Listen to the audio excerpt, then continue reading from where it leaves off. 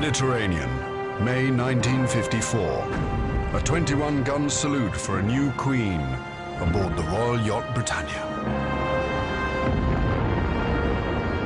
A demonstration of naval power, reminiscent of the origins of the British Empire.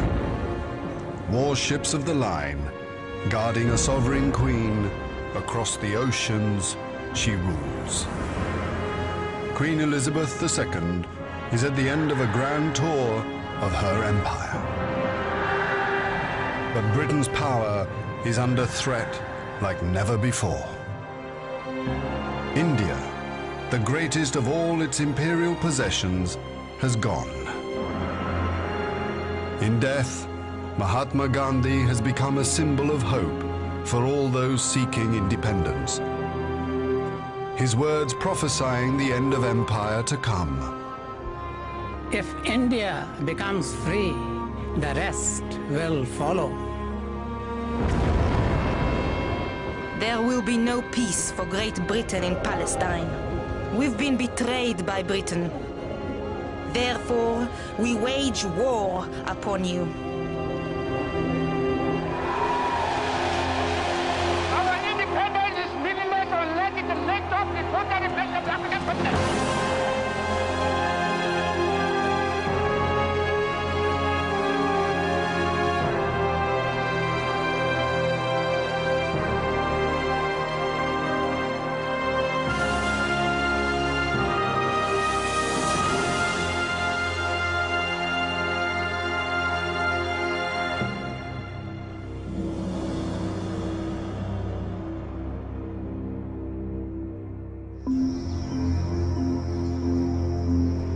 Kuala Lumpur, 1945, at the end of the Second World War. Defeated Japanese troops are still at liberty on the streets.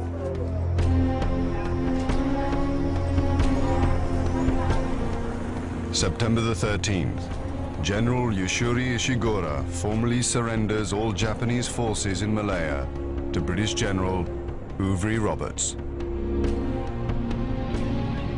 The British Empire in the Far East is restored.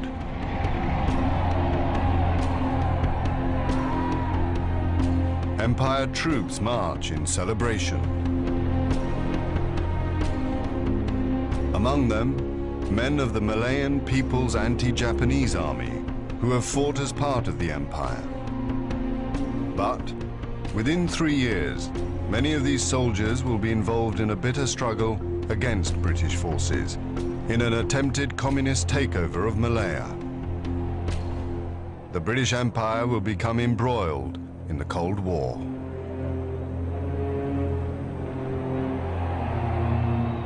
Winston Churchill, 1946.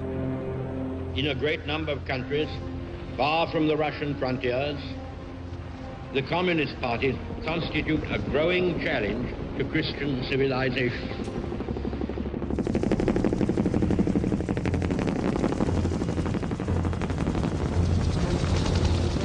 This is the permanent sentence. The emergency in Malaya has been going on for over 3.5 years. I asked Mrs. Lucy, how she managed. They don't deserve any mercy. They have committed such terrible atrocities. They are just like wild beasts. A radio interview with Joan Lucy, the wife of a plantation owner at the height of the Malayan emergency. The European owners of the vitally important rubber industry are an obvious target for the communist terrorists. I was quite envious of my husband when he shot one the other day. I could in some way repay the death of my friends by getting 1 or 2 in return.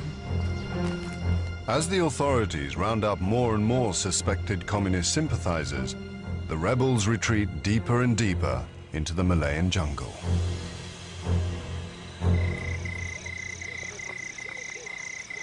Bruce Leeming, a 19-year-old lieutenant with the Highland Light Infantry, on his first jungle mission, April 1953. Patrolling and sleeping in the jungle. Torrential rain, swamps, leeches, mosquitoes, prickly heat all over our skins. We haven't stopped sweating since we left Aden. I dream constantly of frost and snow. Oh, to walk free in the kilt again, instead of this clinging, sodden, jungle green kit.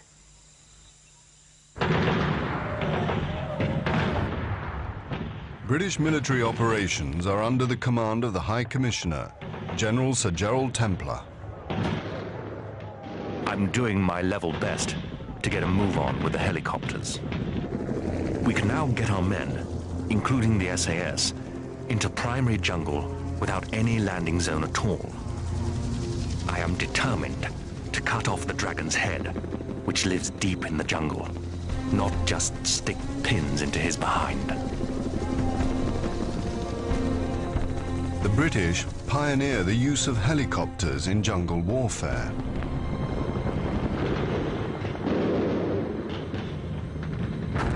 Over 45,000 Empire troops are deployed.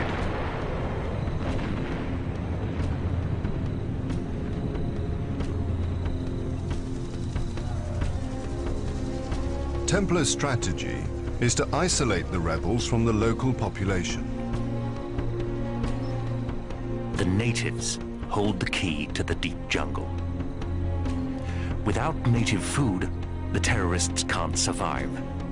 The answer is not more and more troops into the jungle, but winning the hearts and minds of the Malayan people.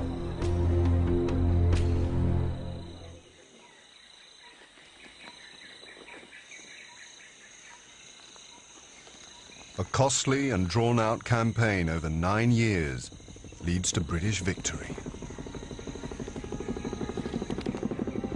By 1957, the communist revolt is effectively at an end. Over 6,500 communist rebels are dead. Government dead number almost 2,500, including more than 500 British troops.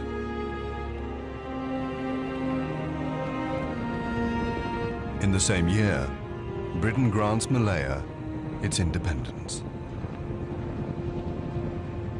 The leader of Malaya's Democratic Alliance and its first Prime Minister, Tunku Abdul Rahman. Whether we look to the east or to the west, we will always be friends with Great Britain. In just 12 years, following victory in the Second World War, Britain's empire in the Far East has all but gone.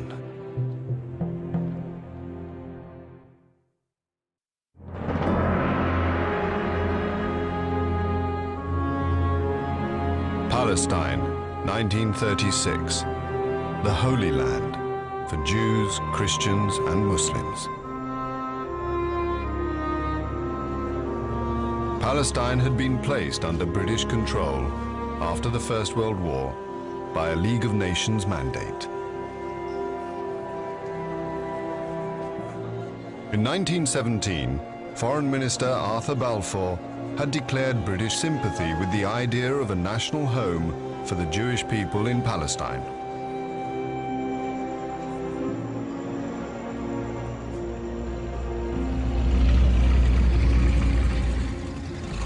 Over the next 20 years, Jewish settlers pour into the country to escape discrimination elsewhere. David Ben-Gurion, a Jewish leader. The Jewish problem was never as acute as in these days. The world is barred against us, and outside of Palestine, there is no hope to look forward to. But Palestine has been an Arab land for centuries. At present, there is the difficult question of the Arab tenant farmers and Bedouin. But by agreement with the Syrian government, it would be possible to transfer large numbers to northern Syria. The land there is cheap and plentiful. The tide of refugees overwhelms the Palestinian Arabs as tens of thousands of Jews seek sanctuary in Palestine to escape persecution in Hitler's Germany.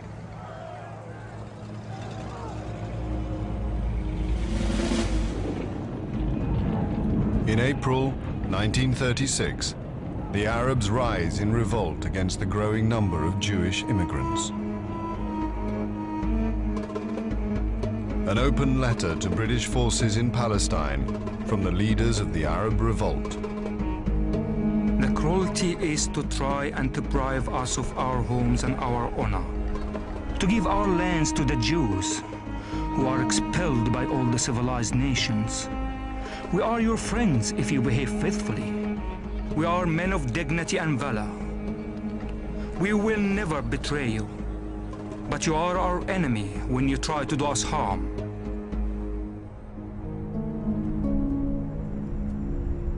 After attacks by the Arabs, the Jews arm themselves and fortify their settlements.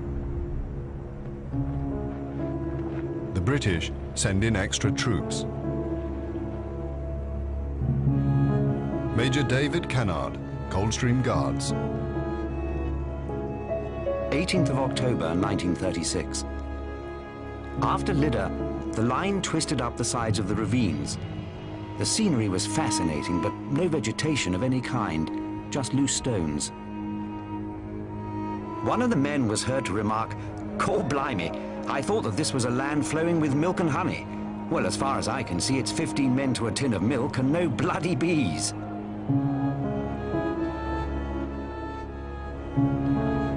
As the revolt continues, the British Army rounds up hundreds of Arab suspects.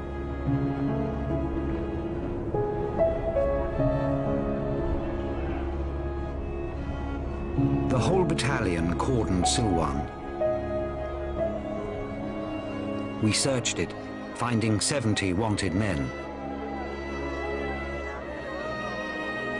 One Arab woman was in a frenzy, tearing her hair and her garments.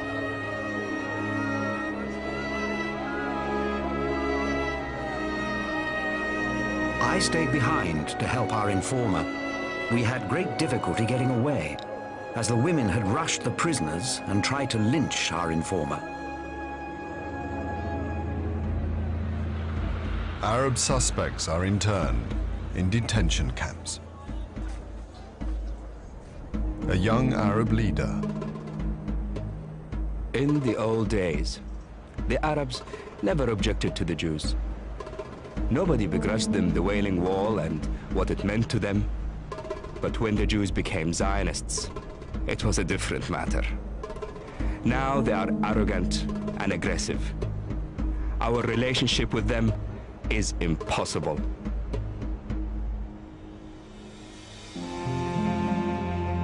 The British High Commissioner in Palestine, Sir Harold McMichael, September 1938.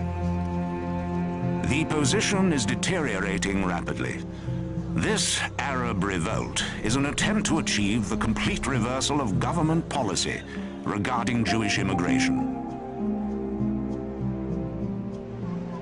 With war looming against Germany, the British government does reverse its position. Britain will need its Arab allies and their oil.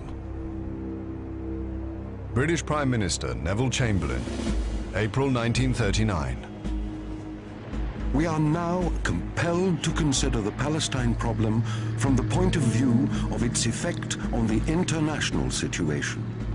If we must offend one side, let us offend the Jews rather than the Arabs. The British decide to limit Jewish immigration so that a future Palestinian state will be controlled by an Arab majority. The Jewish settlers are left barricaded in their camps.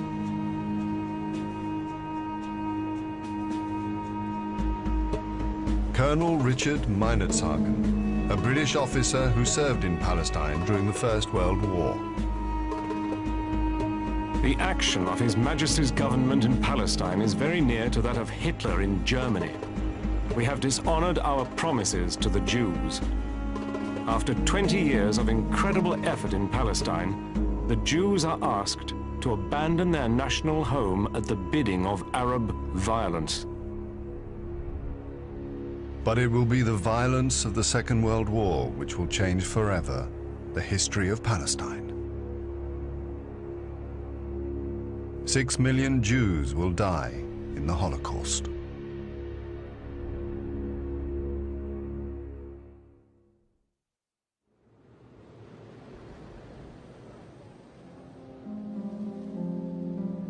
For the survivors of the Holocaust, Palestine is their salvation. The Diary of a Polish Jew, a survivor of the death camps, part of the exodus of Jewish refugees to Palestine at the end of the war. I am Gershon Rabinowicz from Kraków in Poland. From where I stand, Palestine looks like paradise. It is the first clear light I have seen in all my 17 years.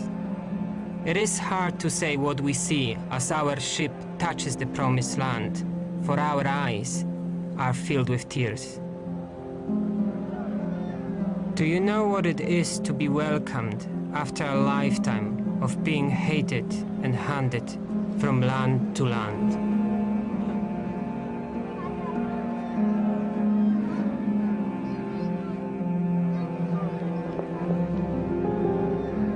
But the British are still trying to impose their pre-war policy to limit Jewish immigration. Many ships carrying Jewish refugees are turned away or have their passengers detained. John Watson, a soldier from Hampshire, serving in Haifa. I tried to put myself into the position of one of those poor people who have suffered years of concentration camps, hunger and misery. Thousands on a tiny ship, within sight of the land they've dreamed of. Then, the British destroyers forced them aground and towed them off to captivity and more concentration camps.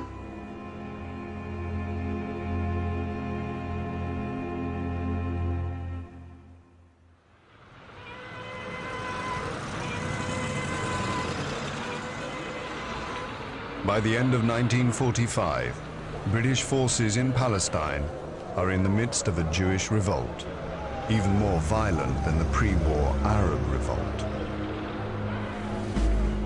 The Jewish Defense Force, the Haganah, and its terrorist offshoot, the Stern Gang, try to force the British authorities to open Palestine to the thousands of Jews desperate to enter the country.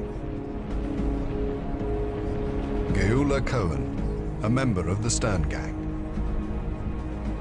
There will be no peace for Great Britain in Palestine.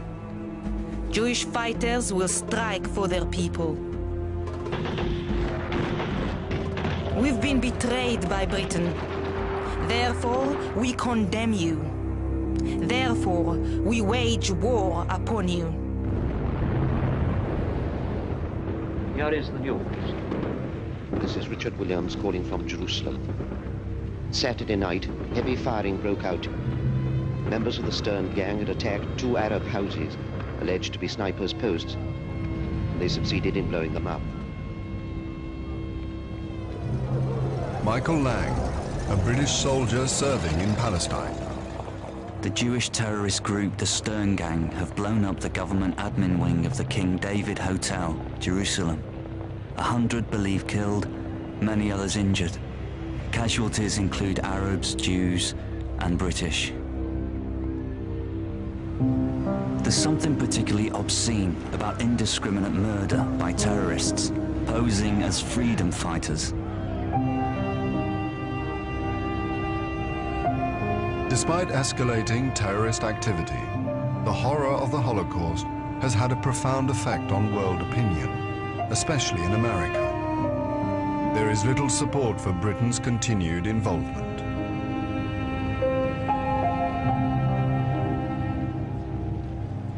An unnamed British officer. The people of Britain are tired and are not prepared for a row. They disapprove of British soldiers losing their lives and feel that the answer would be to clear out and leave the Jews and Arabs to settle the matter in their own way.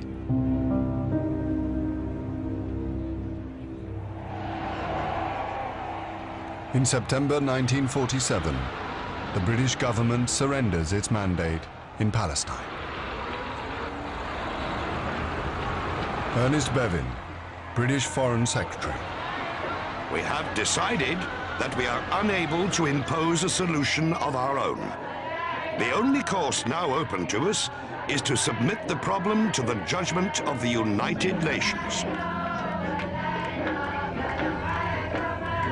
All British troops will be withdrawn by the middle of 1948, but not before further bloodshed. Michael Lang. Riots in Jerusalem. Burning of Jewish shops. Possible to see smoke from my window. Curfew now imposed in Arab areas. The Jews say they will be able to protect a new state and maintain order. The Arabs say to us, we have no argument with you. Go home, Inglesi, and we will push the Jews into the sea. What does the future hold? It looks bleak indeed. 14th of May, 1948. The new state of Israel is proclaimed under the leadership of Prime Minister David Ben-Gurion.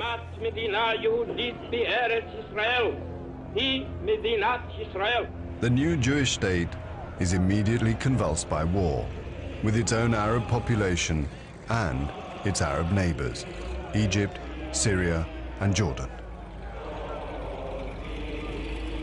Within 6 months, Israel's galvanized citizen army is victorious on all fronts.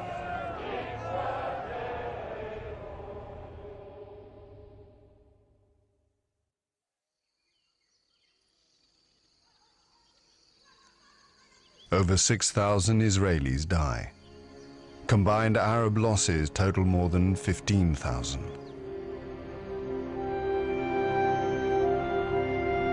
"700,000 Palestinian Arabs flee the new state of Israel. Sabia Abu Latifa. We wanted to flee before the Jews would recognize us. We were afraid they would shoot us. We only took a few clothes. We didn't think we'd go forever.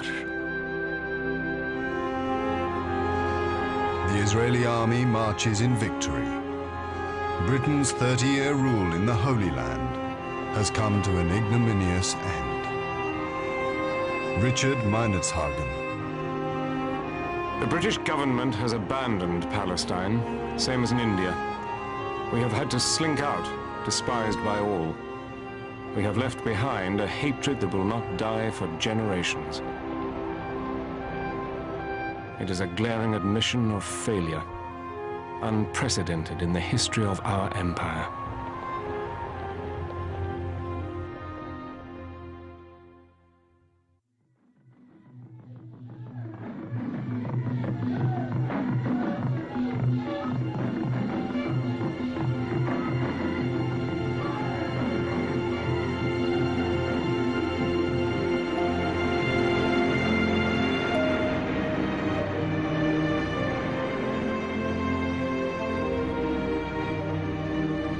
For 100 years, the British Empire in Africa had attracted adventurers and dreamers to its vast wilderness.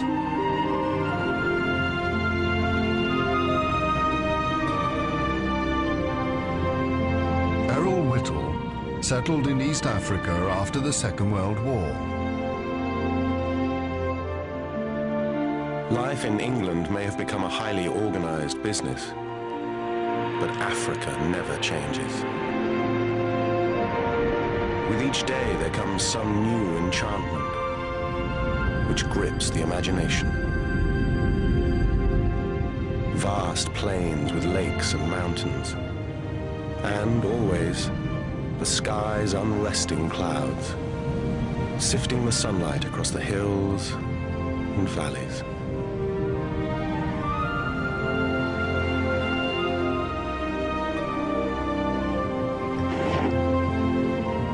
For many, the British Empire in Africa is an opportunity to teach and to heal. Sister Mary Ignatius, Uganda, 1954. Our life in Africa is very humble. We cherish the simplicities of life. We don't need much more. The joy we find, which makes our work so worthwhile, is brought by the children. They have so little, so few opportunities, and then to be struck by blindness, it's tragic. As well as medicine and education, the British also bring Christianity. A Scottish missionary in Uganda in the 1950s, Gordon Robertson. The heathen races of Africa are lost souls. They suffer because they have not heard the word of the Lord Jesus.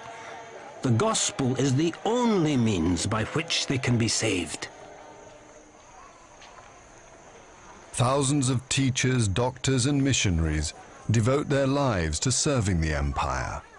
It's sick and illiterate, and its supposed lost souls.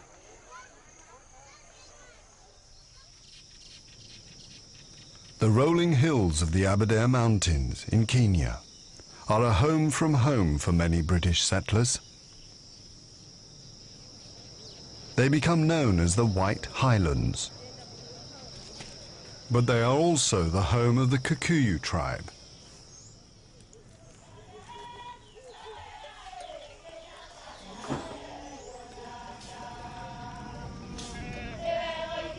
Gushu Gekoyo is a Kikuyu farmer. I often ask myself why the British send their children all the way from home to a land that is not theirs. I have come to the conclusion that the white man is a thief by nature.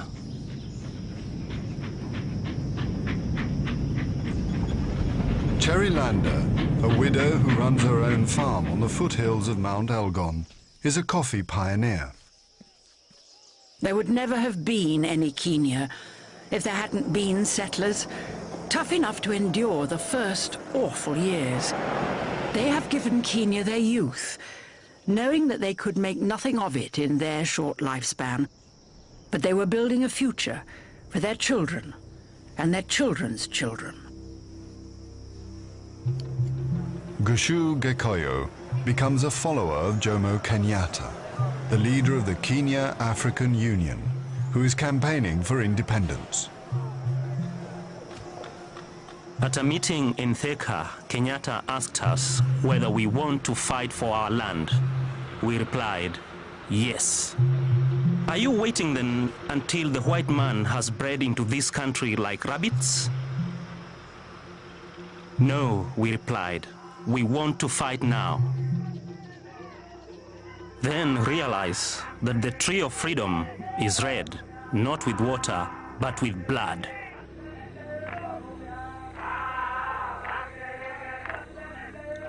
Kenyatta becomes the figurehead for Kenya's nationalism, but behind him, a much more radical movement emerges, Mau Mau.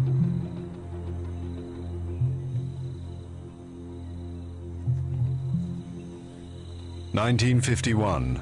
The King's African Rifles patrol the thick forests of the White Highlands as Kikuyu resentment at the occupation of their land escalates into armed rebellion.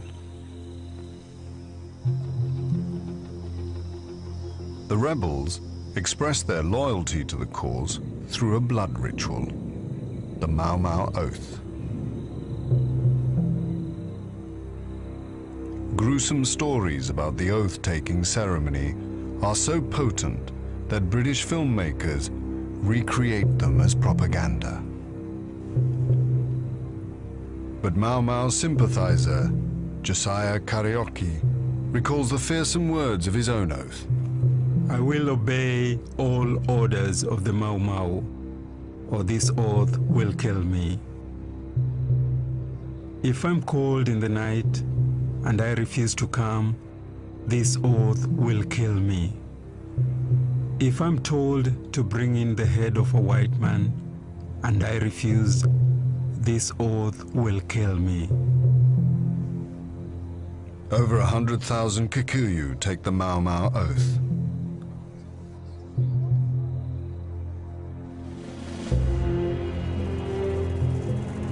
Sir Michael Blundell, the leader of Kenya's white settlers.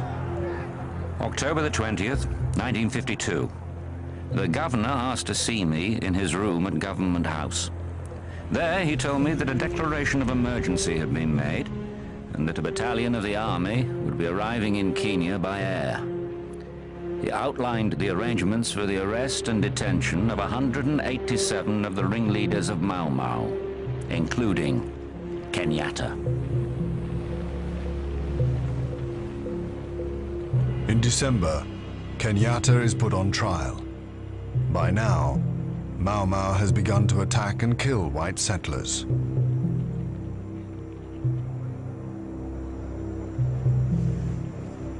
After 4 months in court, the presiding judge, Ransley Thacker, himself a white settler, delivers a damning 7-hour judgment. You have plunged many Africans back to a state which shows little humanity.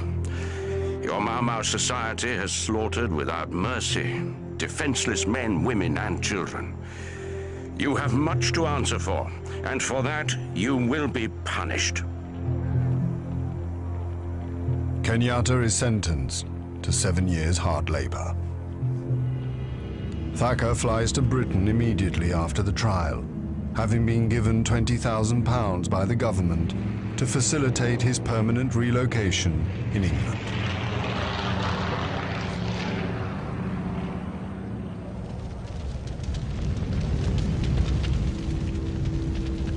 March 1953. The worst atrocity of the Mau Mau uprising takes place at Lari, a protected settlement of Kikuyu loyal to the British, north of Nairobi. 97 people are burned or hacked to death.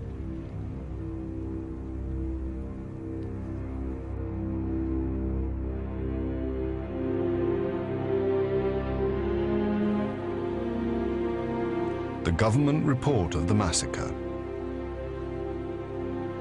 The sleeping Kikuyu people awoke to find flames roaring above them as the Mau Mau fired the tinder-dry thatched roofs. Men, women and children, forcing their way out of the windows, were caught and butchered. Mangled corpses all mingled with the smoking ashes of the burnt homesteads.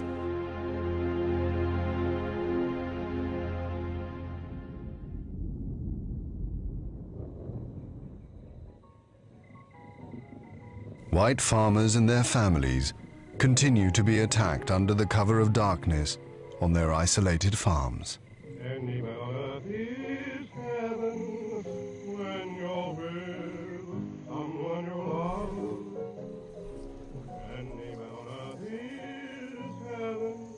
The wife of a farmer, Marjorie Perham. The country has been darkened by a murderous hate. It is hard to believe that as the sun goes down, gangs in the forest are preparing to set out not only to murder Europeans, but to burn alive and hack to death their own neighbors and their wives and children.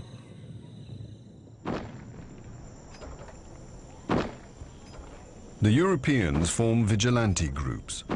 Their avowed policy: shoot on sight.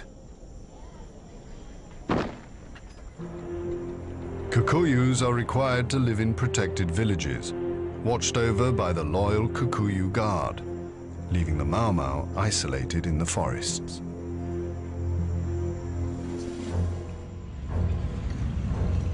The British Army is deployed into the forests.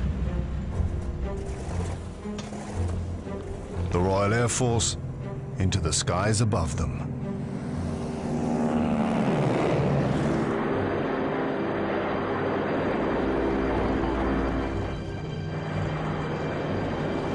The Commander-in-Chief, British forces in the Kenya colony, General Sir George Erskine. 16th of October, 1953.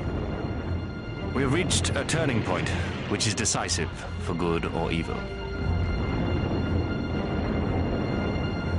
There have been no spectacular battles, but you cannot expect that in the thick jungle. The military operations have met with success.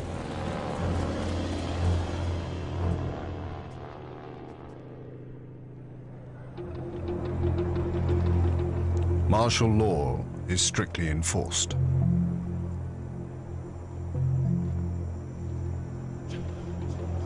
At the height of the rebellion, over 80,000 Kikuyu are held in detention camps. A detainee, Josiah Karaoke. Solitary confinement was one of the worst experiences of my life. A missionary came to visit me and seemed almost to be crying when he saw me. Later, we were hammered by the riot squad, and 35 detainees were crippled, some permanently. I felt very bitter against Malo, one of the camp officers, nicknamed Mapiga the Hitter. Dipping into my precious funds, I bribed a warder to get me writing materials. I sent letters to Barbara Castle, MP. Barbara Castle, the opposition Labour MP for Blackburn, part of a vocal group in Britain, increasingly concerned about conduct in the colonies. I receive letters every day from detainees on these subjects. I have a pile of letters here so deep that I don't know where to store them. In the heart of the British Empire, there is a police state where the rule of law has broken down, where the murders and torture of Africans by Europeans goes unpunished, and where authorities, pledged to enforce justice, regularly connive at its violation. Criticism of British action has little impact in Kenya. Informers within the Kikuyu community are used to identify Mau Mau sympathizers.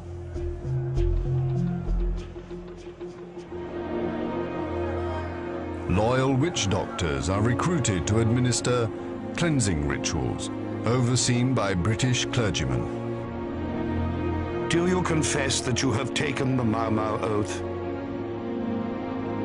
Do you seek forgiveness through the blood of Christ, our Savior?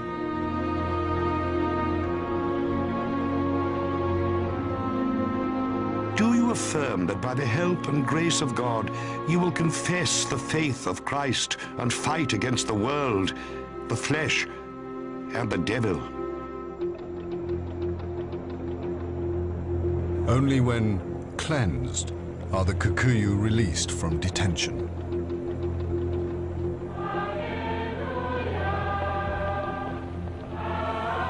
In May 1955, Geoffrey Fisher, Archbishop of Canterbury, visits Kenya to commemorate the dead of the loyal Kikuyu Guard. We started at 8:15 to go to Fort Hall. Lots of barbed wire and tribal guards. Laid the foundation stone of the Martyrs Memorial Church. 5,000 Kikuyu were there. I said, I address you as my friends. Whether in your heart you are my friends or not, only God can tell. After, I walked around the square. When I greeted the crowds, they waved eagerly. I estimated 10% loyal, 20% more inclined to be than not, 50% more inclined to Mau Mau than not, 10 to 20% Mau Mau at heart. What a day.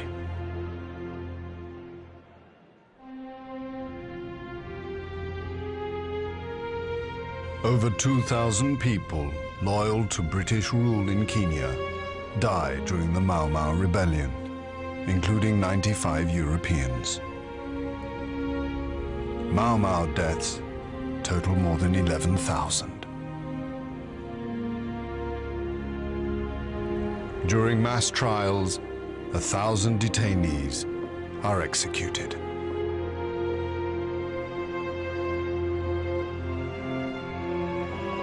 But the harsh regime coincides with land reforms for Kikuyu farmers and political reforms for all Africans in Kenya. By 1956, the Mau Mau rebellion is over, but the cry for independence is being heard throughout Africa.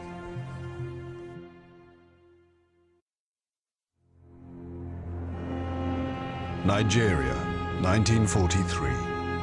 Britain's largest colony in Africa. The tin mines of the Jos Plateau. The harsh reality of empire. Michael Gratian, an education officer.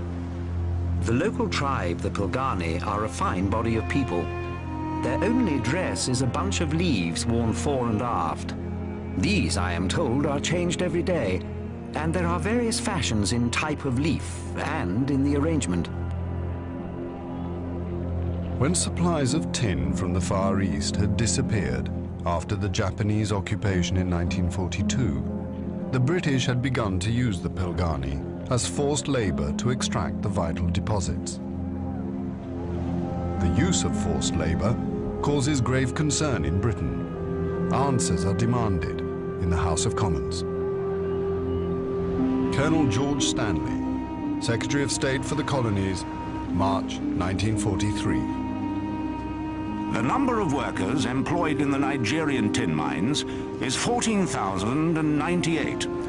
While the conditions cannot be regarded as entirely satisfactory, due to the attempt to attain the maximum production of tin, it has recently been decided to award a bonus of 4 shillings a month to all mine workers.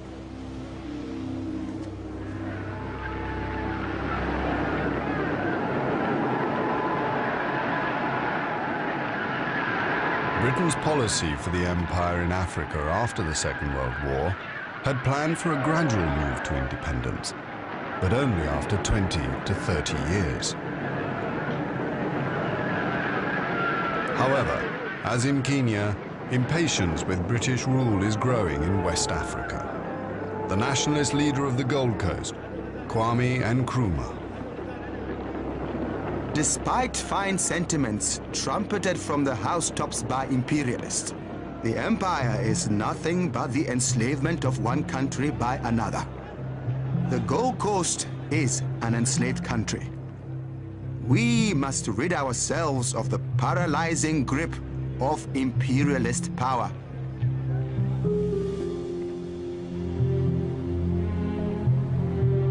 Britain's ability to resist nationalist demands is diminishing rapidly. The huge costs of containing the emergencies in Malaya and Kenya have undermined Britain's finances. Then, in November 1956, Britain engages in a futile military adventure. Suez. Forces are massing for a landing in the Suez Canal zone. Dr. Edith Summerskill, Labour MP. We went into Egypt as a great power in 1882 and told them that we were only going to stay there temporarily. Here we see now, as we speak, bombers going over the small towns of Egypt and intimidating the inhabitants. And I listened into the radio just now, and we were being told how wonderful it was that we were managing to intimidate a little country whose only source of wealth is one river and one canal.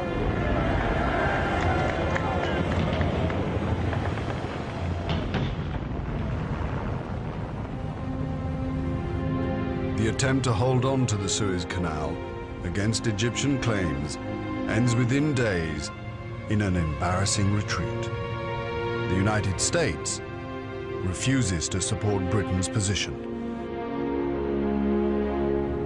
Britain's imperial might passes into history.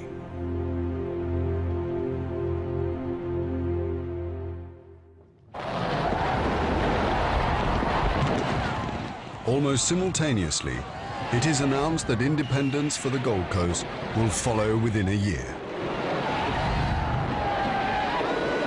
Kwame Nkrumah, the first Prime Minister of a newly named Ghana. There is a new African in the world.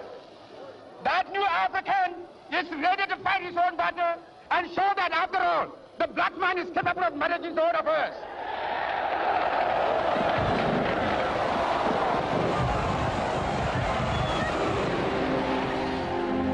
The end of British rule in Ghana becomes the first of a succession of Independence Day celebrations across Africa. Britain's Prime Minister, Sir Harold Macmillan, on tour in Africa in 1960. We have seen the awakening of national consciousness in peoples who have for centuries lived in dependence upon some other power. The wind of change is blowing through this continent. And whether we like it or not, this growth of national consciousness is a political fact.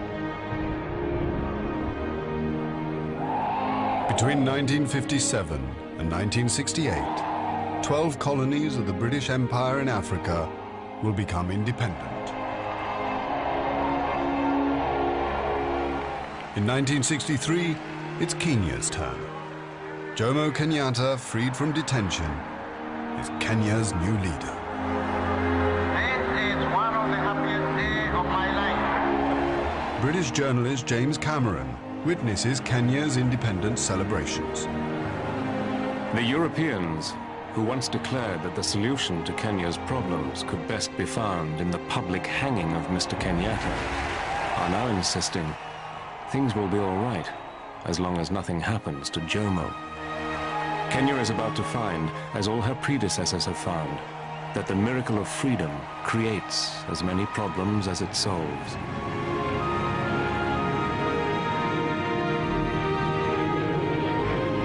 As for Britain, it is left to come to terms with the end of empire.